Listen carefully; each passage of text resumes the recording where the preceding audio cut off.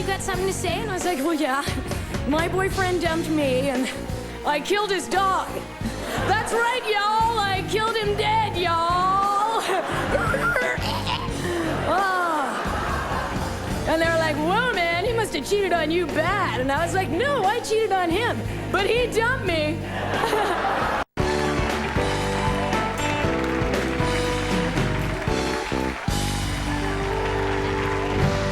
Congratulations. Thank you. I know a few people have won the Tim Sims Encouragement Fun Award, and that's not an easy award to get. No. Must have been very exciting for you. Yeah, it was pretty amazing.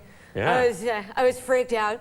I was surprised about my makeup on the show because the lady said, "Do you want to be glamorous or natural?" And I said, "Naturally glamorous."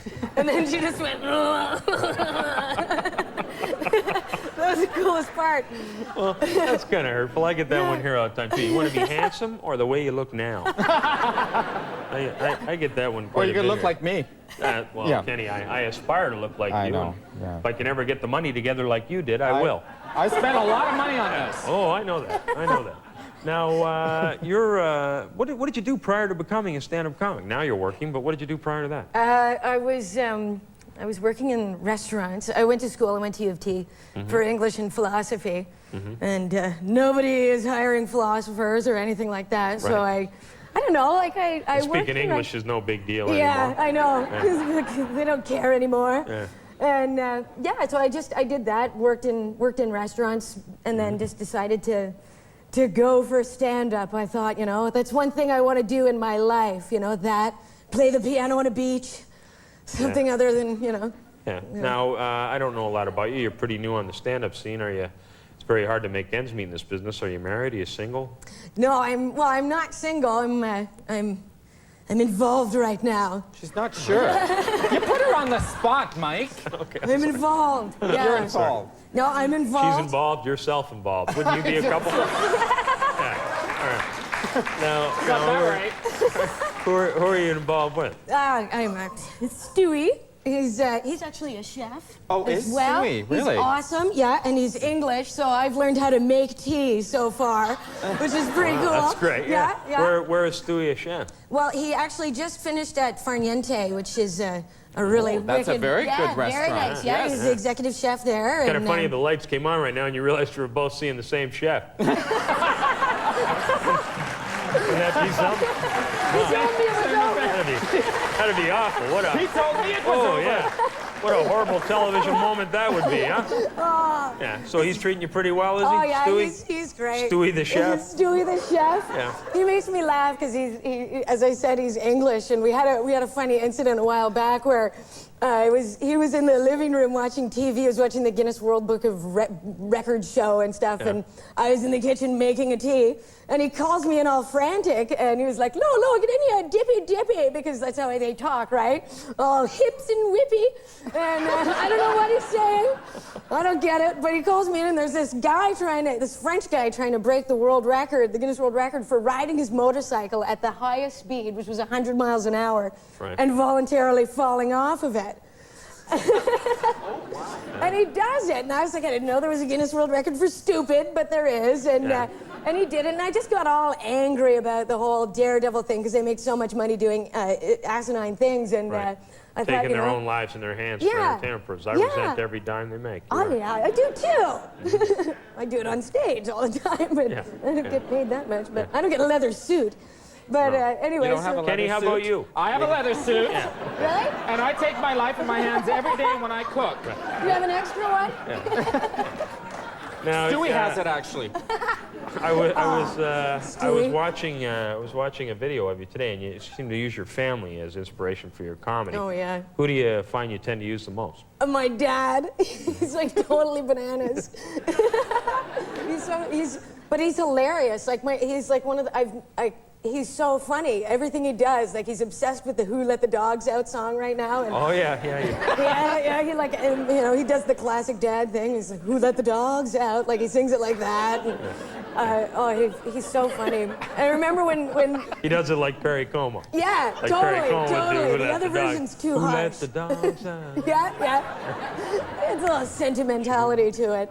Mentality being the operative little thing there. But Yeah, and he was for the Olympics. We watched the Olympics a lot, and he after we got the first gold medal. Well, you for can the only watch triathlon. once every 4 years. You can't. Yeah, well, unless you tape it. Right. Okay. You watch it over and over again. That's a very good point. Yeah, so I don't work in a restaurant anymore. Yeah. Just watch reruns of the Olympics. But he was all like, he got all bent out of shape over the triathlon because apparently that was how he got to school every morning when he was a kid. All right. Yeah. But his feet were wrapped in bacon because they couldn't afford shoes. And but he's really, I love him so much because he's so funny. He's really cool. Yeah. Now, are you an only child, or? No. I have an older sister and a younger brother, and I guess I learned a lot of humility from my sister. She used to torture me quite a bit. She's a good gal, right? But everyone gets tortured by their siblings and stuff. I remember one time she got me good because she hated me, right, when we were kids, and she asked me to go out and play sprinkler one day. And I loved sprinkler. We didn't have a pool, so the sprinkler was the best thing. And I was like, yeah. And I ran and got my water wings on and my bathing suit. And I was like, she's like, I'll set it up. And so she set the whole sprinkler up, and I ran outside, and it was like running on marshmallows. Like, I was so happy. My sister wants to play with me. And so she's on the other side, and it starts going, and she was like, okay, you go first, which was like, hello, you won the lottery, Laurie. So I was so happy, and I went running over the sprinkler, and she's like, come on, and I dive over, and she just went, bam, right in my face, knocked my tooth out. Nice sister. I know.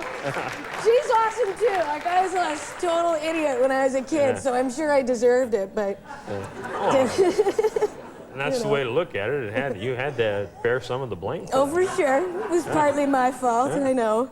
Yeah. Now, you have another character in your stand-up. The character's name, I believe, is Old Mac. Oh, yeah. Where did that come from? Why don't you explain it? Man. My great aunt, I'm Scottish, English, Irish, which is, Whoa. party down, Laura. And my great aunt, we called her, I don't even know what her real name is actually, but we always called her Old Mac, and we used to go to her place after church because she never went because she was a heathen.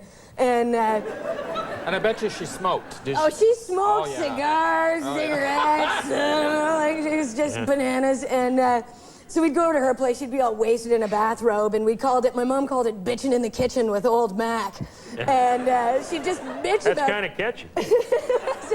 You should have her on your show. Yeah, She's just like, bitch Old at you. Mac, yeah. Crazy Old Mac, and she'd... A cigarette hanging out her mouth.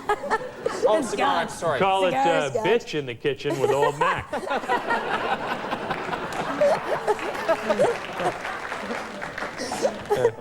But I have one incident that I use on stage a lot because I couldn't believe it, but I was studying mermaids when I was in grade 2.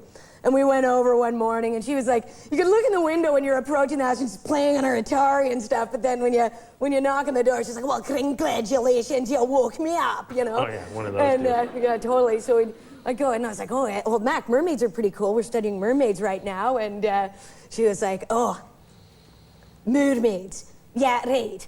Buxom sirens luring ships to their doom. Give me a break. It's called accountability for your actions. Oh, yeah. I can just see Captain Morgan getting on his ship full of rum after one last hit at the opium den. And then all of a sudden, he's sailing along, everything peachy keen until, hey, Jimmy, come take a look at the on that fish.